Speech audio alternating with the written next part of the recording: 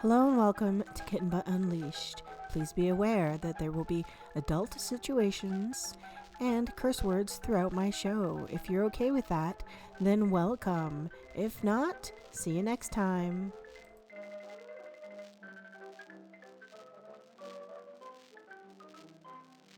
Hey, hello everyone, and welcome to another episode of Kitten Butt Unleashed. Today I'm going to talk about the time that I escaped my abusive home life and was homeless for a couple of years.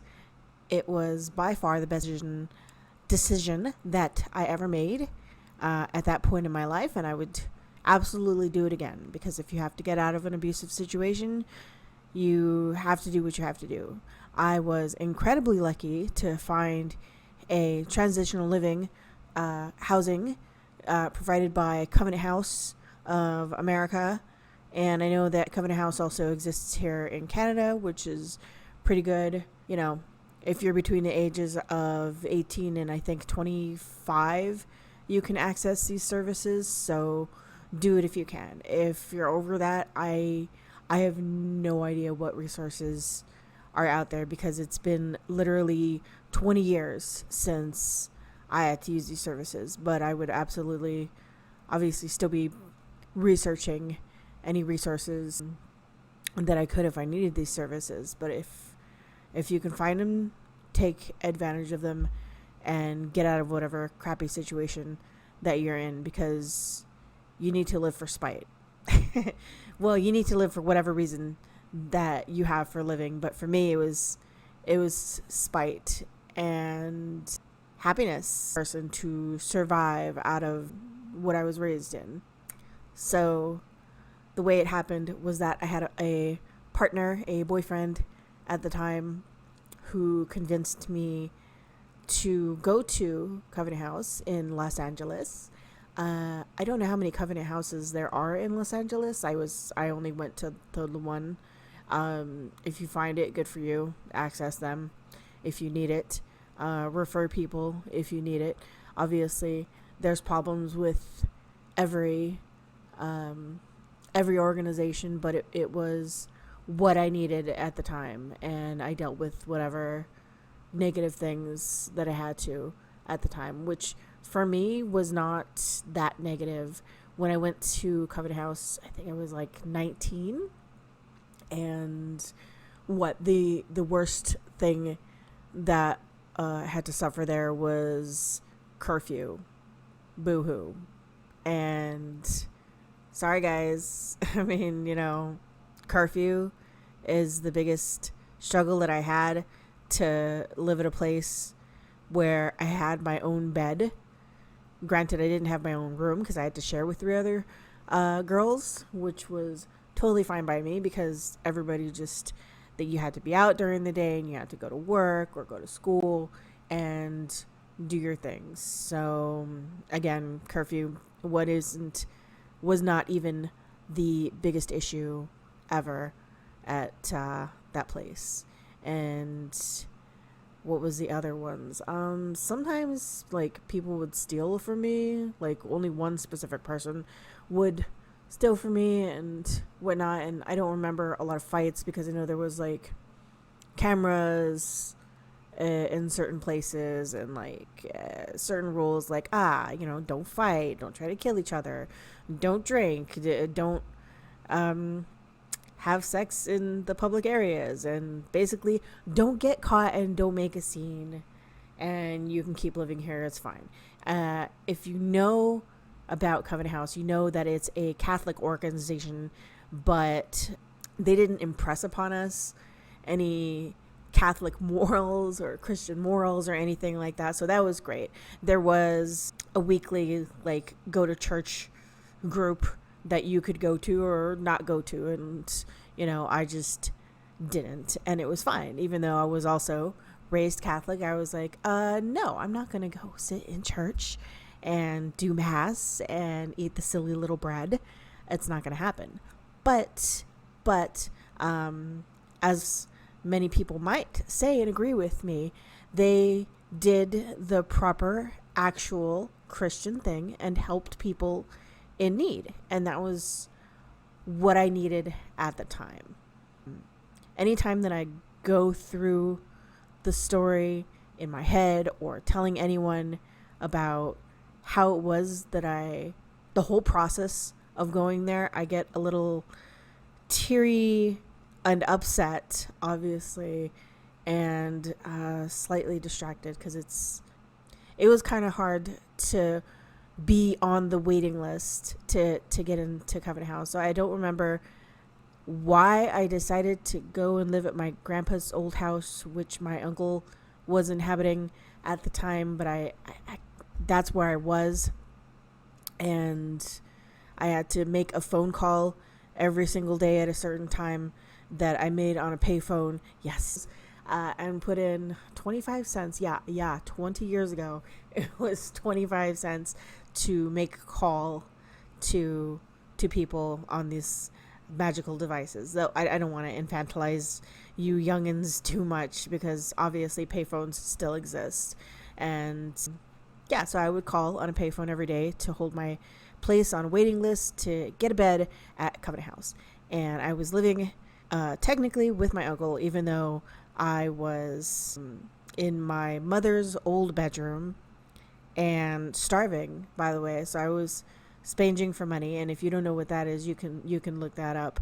I was asking for money and would, get random fast food snack things here and there, and I was basically starving in my mother's old room because my uncle did things like let all of the food in the refrigerator go rotten, not letting me keep any of the food that I did get in the refrigerator, and hiding every single pot, pan, dishes, spoons, utensils, anything that I could possibly cook with in the garage, because you're an abusive asshole. Like, as if he's ever gonna watch this video, but I know for a fact that he hates me because he's told me, and then I've also been told by my sister. Thank you very much for telling me that our uncle hated me, and for good reason too. When you're a narcissist and you've got people like me fighting back against your bullshit, of course that I'm gonna be hated.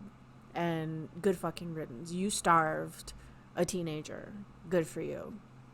So this part of the video is not just for me and catharsis and for him to know that he's a shit fuck. It's also for you to know that you can fight it back against narcissists, and you can basically spit in their faces and say, fuck you, I will survive out of spite.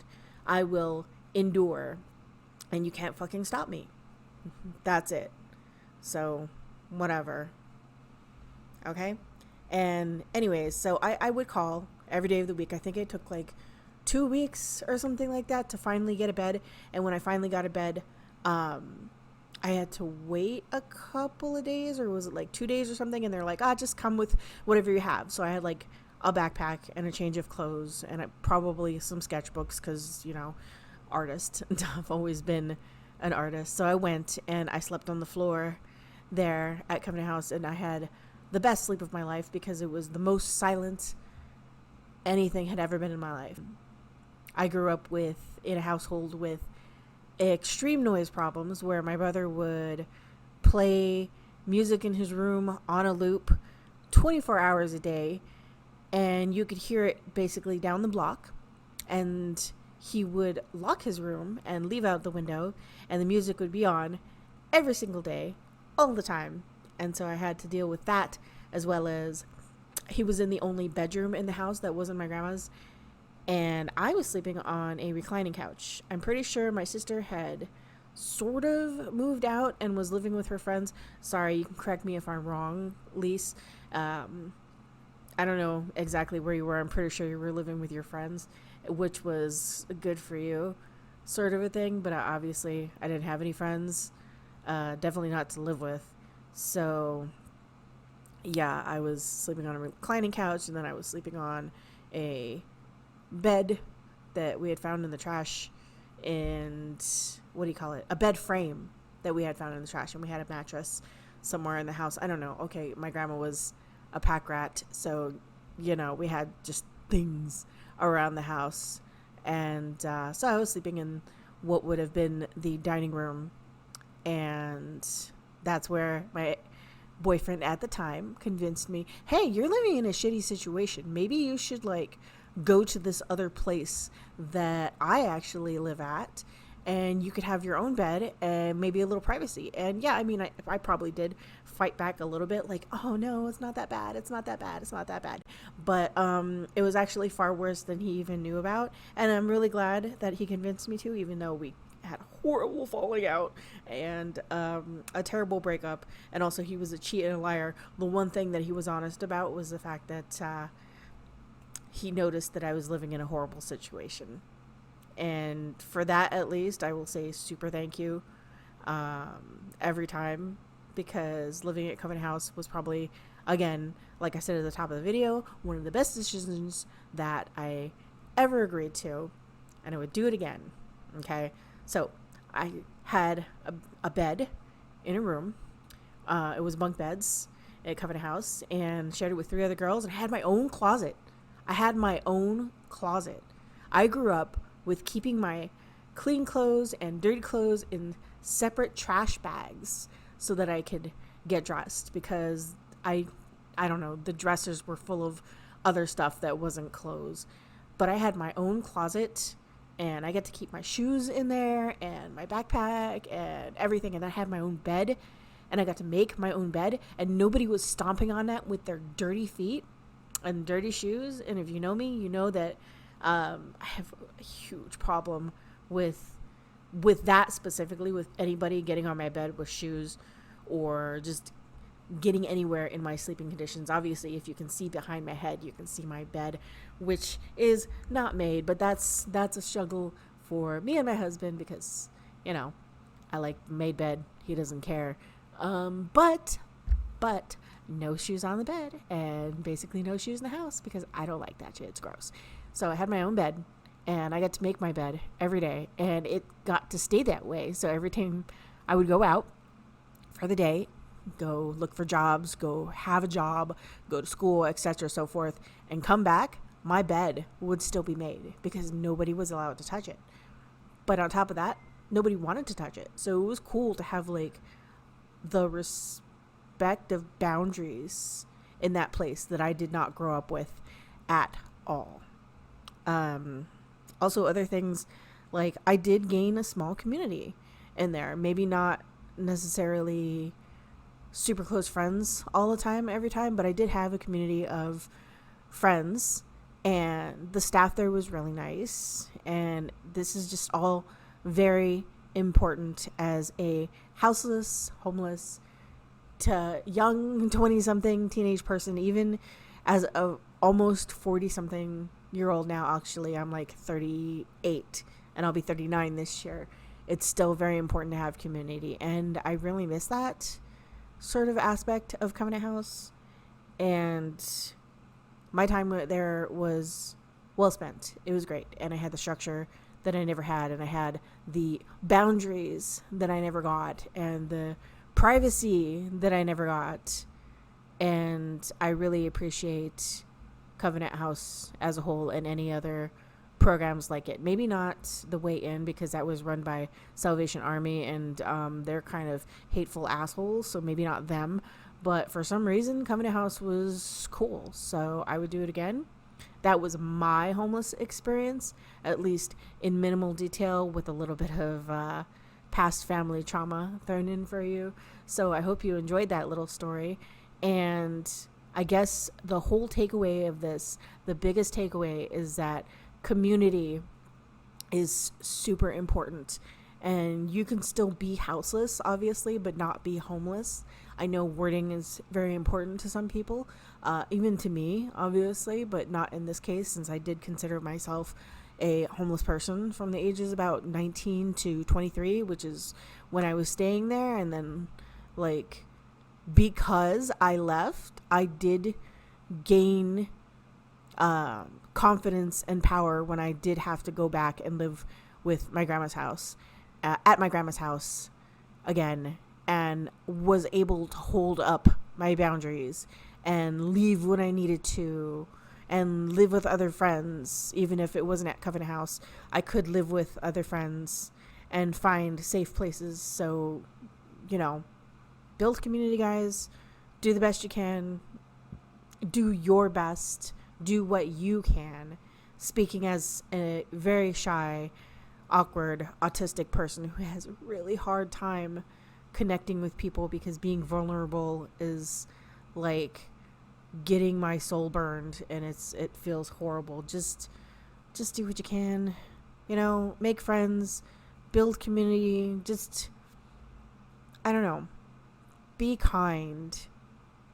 And those of you who have never been homeless, houseless, or anything like that, also be kind to people who are homeless or houseless. It's not always just the people whom you see sleeping on the streets. There are obviously houseless people out there who look completely normal. They have clean clothes, they smell fine, their hair looks perfect, they go to work, but then, they have to sleep in their car or they have to sleep in the train station. And, there were a couple of times where I was sleeping on the Red Line subway, and you just go back and forth in a loop. And, as long as you're sleeping, it's fine. As long as you're not making noise, it's fine. Society fucking sucks. So obviously, if you're not making a scene, then nobody's going to bother you, which really sucks. And I don't know how to fix that sort of thing, just because, it's been 20 years since I've been houseless. But also, I don't know how to fix that aspect of society, because it's still true. If I am noisy in public, I get noticed. I get told certain things. Having pink hair, as I do have a lot of people ask me weird questions and, act like I'm making a scene, but obviously I'm not. And it sucks.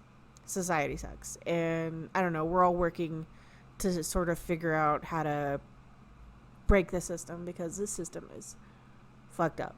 It's not broken. It was built this way, and we have to change it. And this video obviously devolved into some socialist, communist living ideas, and I've been far too radicalized, clearly, having the life experiences that I've had. Just do your best, guys. I love you all, and I'll see you in the next video, whenever that is. Again, I still have my part-time job, which has become bearable and tolerable. If you watch me on TikTok, sometimes you see me say a couple things about said job. Otherwise, see you next time I make a drawing video. Okay? Like and subscribe if you like my stuff, if you like me talking, if we're friendos. Support me on Ko-fi. Send me some tips. Commission me. Buy my art. I love you guys. Bye.